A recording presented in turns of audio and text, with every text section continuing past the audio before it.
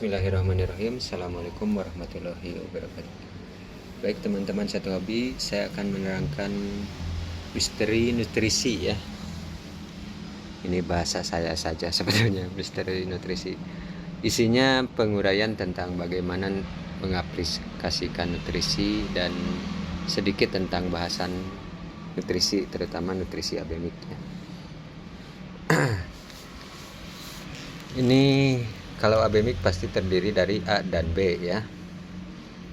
Karena kalau disatukan bisa mengkristal.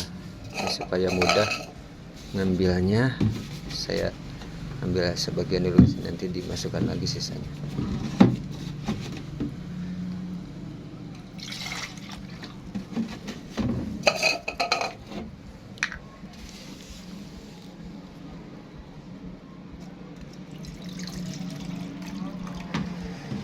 Ini A, ini B, sebetulnya sama saja lah, yang penting dipisah saja.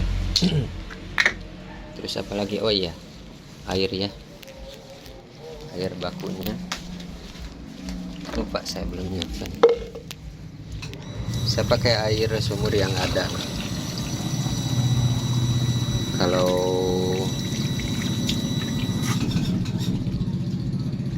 teman-teman ada yang pakai air hujan bagus, itu nanti kita bahas ya.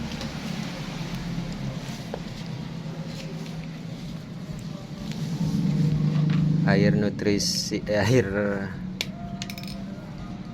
ini saya pH pakai Hana juga ada, cuma untuk sehari-hari saya pakai ini aja, sama, ini hampir sama merek Xiaomi, bagus.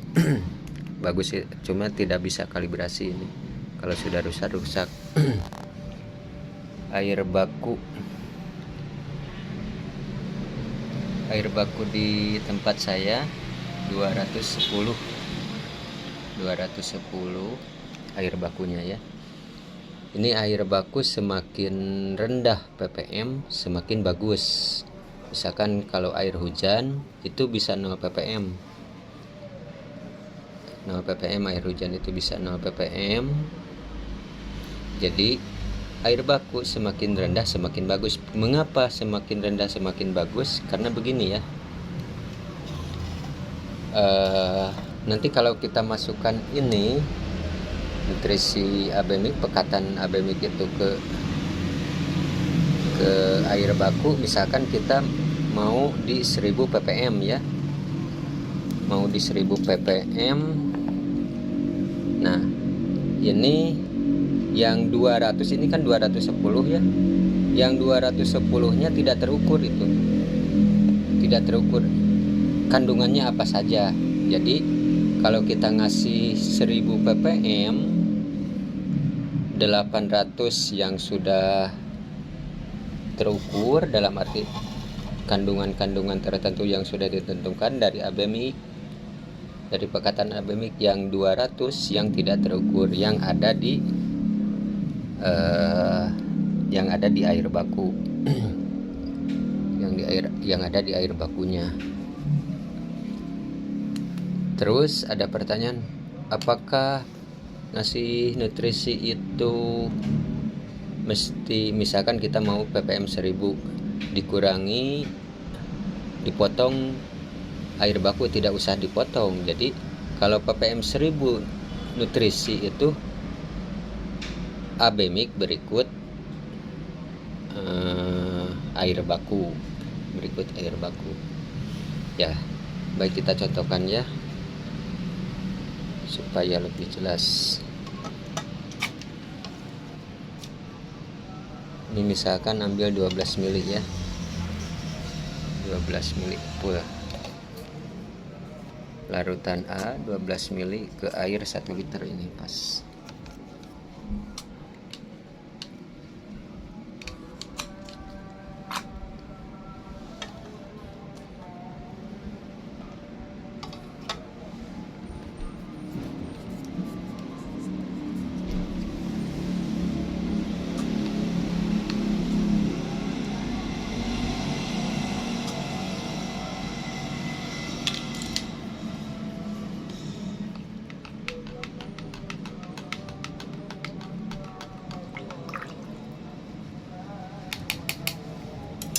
kita tes sekarang berapa dapat ppm nya ketika di 12 mili.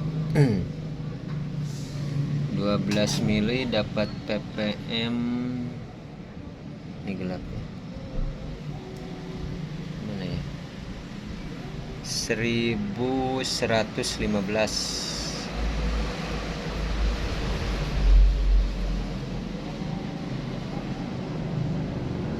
ppm 1223. Ini kalau yang baru-baru menggunakan mesin TDS ini 123, di belakangnya ada tanda kali 10, itu tandanya ppm ini 1203 ya, ppm 1203. Terus apalagi ya, oh ya, ini kita kocok-kocok. Ini nutrisi semakin sering kita kocek-kocek ini semakin bagus. Kenapa semakin bagus? Karena semakin banyak menyerap oksigen. Tanaman itu kan perlu oksigen ya, di nutrisi juga kalau kayak oksigen bagus itu untuk pertumbuhan. Ini saya teringat ini ya. Jadi oh ya, ini seperti akuarium aja ya. Ikan kalau tidak pakai aerator, itu aerator fungsinya untuk supaya air bergerak dan air bergerak, ada gerakan air gitu ya, sehingga kaya dengan oksigen. Atau seperti teman-teman yang dekat waduk kayak gitu, waduk ya, atau bendungan, itu ada petani ikan. Kalau ikannya seperti mau mati gitu ya, lemah, itu mereka yang punya mesin kendaraan bargas itu putar-putar aja supaya si air kolamnya itu, si air waduknya itu bergerak gitu kan, ada gerakan. Jadi semakin banyak gerakan air itu akan semakin banyak menyerap oksigen, semakin bagus untuk hewan, untuk ikan, atau untuk kita sebagai pencinta tanaman, untuk tanaman. Saya jadi teringat ini ya, kita misalkan berwudu ya dengan air, antara berwudu dengan air diam dan air bergerak itu segarnya beda. Air bergerak itu akan lebih segar. Makanya maaf menyimpang sedikit ya, ini hanya untuk ini, dalam fikih ada kriteria tertentu untuk air berwudu dengan air diam, tapi air yang bergerak sedikit juga bisa mensucikan. Mungkin ya karena mungkin air bergerak itu subhanallah ya, ini jadi Allah itu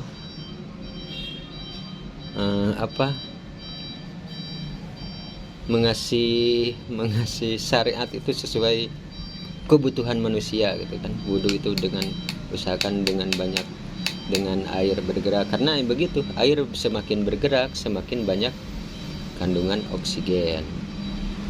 Di pembahasan sebelumnya saya yang sistem kocor manual, pohon yang sistem kocor manual itu tidak menganjurkan sistem WIC karena airnya kurang gerak, sehingga kurang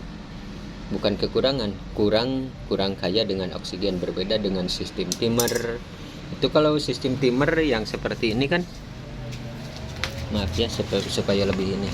Nah, ini pergerakan keluar dari ini kan ada gerakan, itu menyerap oksigen. Kalau kita siram manual ke pohon juga itu ada pergerakan, itu kaya akan oksigen. Jadi begitu. Kalau santai bikin nutrisinya sedikit-sedikit ya gitu aja, sering dikocek-kocek. Kalau yang tandon seperti saya itu karena seperti tadi yang di itu, jadi karena walaupun di tandon tertutup kadang-kala ya terus diam, tapi ketika nyala kompak keluar air dan keluar dari nojol atau PCJ ya, kalau saya menggunakan PCJ, atau dari ini itu ada pergerakan, itu kayak sudah cukuplah oksigen untuk menyerap oksigen si airnya gitu. Terus nah ini untuk pH teman-teman abaikan saja ya, selama memakai Abemik yang rasionya bagus. Walaupun pH air jelek, misalkan tinggi atau rendah, ketika kena larutan Abemik itu pH-nya akan jadi stabil. Tidak tahu, saya tidak tahu semua Abemik apakah begitu, tapi insya Allah kalau Abemik saya pH air baku jelek juga ketika kena Abemik atau nutrisi sudah dilarutkan pH-nya akan bagus ya. Terus untuk pH lah abaikan saja ya. Terus apalagi ya, mungkin begitu untuk kesempatan kali ini. Oh ya, barangkali ada yang memerlukan nutrisi Abemik, bisa hubungi saya, bisa di kolom komentar ya. Abemik ini saya pakai racikan sendiri Abemiknya. Mungkin sekian, wabillahi taufiq wal hidayah. Wassalamualaikum warahmatullahi wabarakatuh.